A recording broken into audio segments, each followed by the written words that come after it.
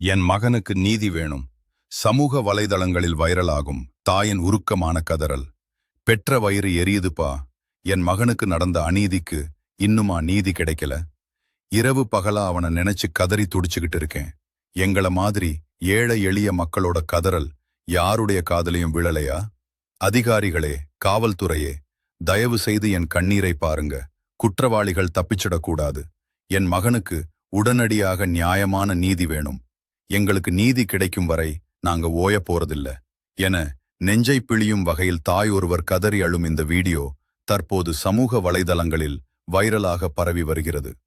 பாதிக்கப்பட்ட இந்த ஏழை தாயின் கண்ணீருக்கு நியாயமான நீதி விரைந்து கிடைக்க வேண்டும் என்பதே இணையவாசிகளின் ஒரே கோரிக்கையாக உள்ளது. புதன்கிழமை நைட்டு ஒரு 10 மணி இருக்கும் சார். எங்கள் வீட்டுக்கு முன்னாடி வந்து சரக்கு அடிச்சுக்கிட்டு இருந்தாங்க. நான் வெளியே நானும் என் பாப்பாவும் வெளியே வந்தேன். நேரம் போல் ரொம்ப பச்சையாக பேசினாங்க. சொல்ல முடியாத வார்த்தையால் பேசிக்கிட்டு இருந்தாங்க. இங்கனக்குள்ளே வாசலில் இப்படி பேசிக்கிட்டே பொம்பளை பிள்ளைங்க வருது இல்லை அப்படின்னு சொன்னதுக்கு தேவடியாலே வான் துட்டை போட்டால் குடிக்கும், ஏன் துட்டை போட்டு தானே குடிக்கும் என்னை அசிங்கமாக பேசினாங்க. ஏன் மாப்பிள்ளை இருந்துக்கிட்டு யாரால பேச அப்படிங்க எங்களுக்குள்ளே கைகலப்பாயிருச்சு. உடனே நீங்கள் சண்டை போடாதீங்க, நான் ஸ்டேஷன் போகிறேன் அப்படின்னு சொல்லிட்டு நான் ஒரு 11 மணிக்கு நான் ஸ்டேஷன் போனோம்.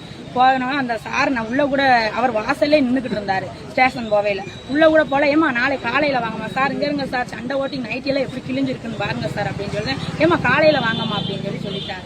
சரின்ட்டு நாங்கள் வந்துட்டோம். நாங்கள் இங்கே வாரம் வீட்டுக்கு 3 போலீஸ் வந்து சத்தம் போட்டுக்கிட்டு இருந்தாங்க. இவங்களையும் சத்தம் போட்டு அவங்களையும் சத்தம் போட்டு நீங்கள் அங்கிட்டு போங்க, நீங்கள் எங்கிட்டு போங்க, போய் படுங்க அப்படின்னு சொல்லிட்டு போயிட்டாங்க சார். நாங்களும் வீட்டுக்கு போய் படுத்துட்டோம் சார். கரெக்டாக 2:30 வந்து ஏழை கொண்டு வைப்பையில வாடா 9 இப்போ வாங்கடா அப்படின்னு சொல்லி கல்லுகளை பிறக்கி எரிய பிறட்டாங்க சார். எங்கள் வீட்டுக்கிட்டே வச்சு நாங்கள் கதவை திறந்து வெளியே வந்ததுமே எரிய பிறப்புறாங்க.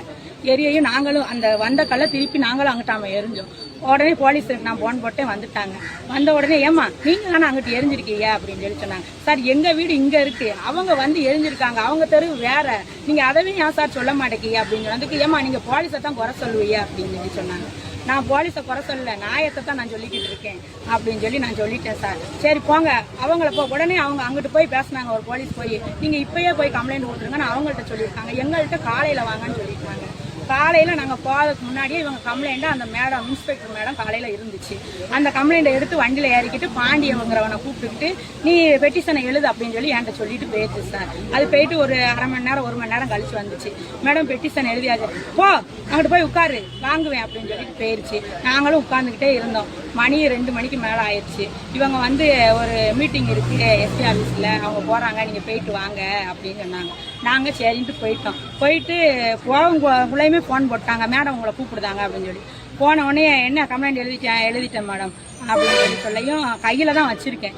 போ அவன் மேலேயும் நீ எழுதிட்டா கொண்டா, நீ எழுதி கொடுத்த மேலேயும் எஃப்ஐஆர் போட்டதேன், அவன் எழுதி கொடுத்த மேலேயும் எஃப்ஐஆர் போட்டேன். மேடம் என் உயிருக்கே உத்தரவாதம் இல்லை, அவங்கள கூப்பிடாம எப்படி மேடம் நீங்கள் சி உனக்கு பஞ்சாயத்து பண்ண தான் நான் இருக்கேன், நாங்கள் அதுக்கு தான் எனக்கு வேலையா உனக்கு பஞ்சாயத்து பண்ணுறது போயேன் அப்படின்னு சொல்லி விரட்டி விட்டுருச்சு சார். நான் வெளியே வந்த உடனே இங்கிட்டு வந்த உடனே அந்த மேடம் கிளையும் பேச்சு உடனே எனக்கு ஃபோன் வந்துருச்சு, இப்படி குத்திட்டாங்க அப்படின்னு சொல்லி. உடனே நான் இங்கே வந்துட்டேன் சார். அப்பையும் குத்தின உடனே ஓடி போய் சார் இப்படி குத்திட்டாங்களா, ஒரு 2 போலீஸ்னால அனுப்புங்க அப்படின்னு சொல்லி நான் சொல்லுவேன். ஏமா போய் சிஹெச்ல போய் சேருங்கம்மா அப்படின்னு சொல்லி எங்களை அனுப்பி விட்டாங்க சார். இந்த இடைப்பட்ட நேரத்தில் இந்த அம்மா இன்ஸ்பெக்டர் அம்மா அவங்கள்ட்ட காசு வாங்கிடுச்சு சார், வக்கீல் மூலியமா வாங்கிக்கிட்டு எங்களை அங்கே லாக் பண்ணிட்டு நீங்கள் அங்கே போய் அவனுங்களை என்னன்னாலும் செய்யுங்கன்னு சொல்லிடுச்சு. இதுக்கு முழுக்க இன்ஸ்பெக்டர் குருத்தாயுது மேடம் தான் சார் காரணமே. இந்த கொலைக்கு காரணமே இன்ஸ்பெக்டர் தான்.